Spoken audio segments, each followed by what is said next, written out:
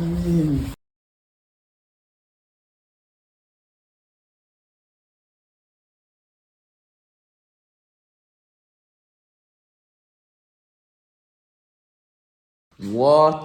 En sej grotte, mand. Lad os lige udforske den her grotte her.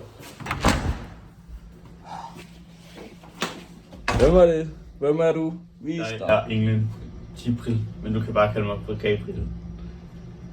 Jeg har et vigtigt budskab til dig.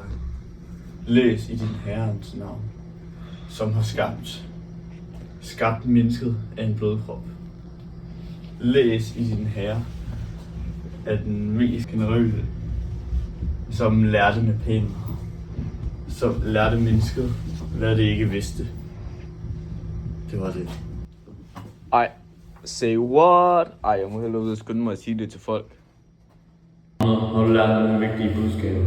I dag, da jeg var ude og gå en tur, den helt normale stille og rolige tur, der mødte jeg en engel ved navn Gabriel, og den sagde til mig: læs i din Herres navn, som har skabt mennesket af en blodkrop.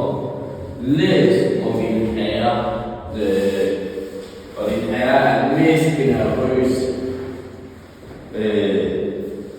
som lærte med pinden og lærte mennesket, hvad det ikke vidste.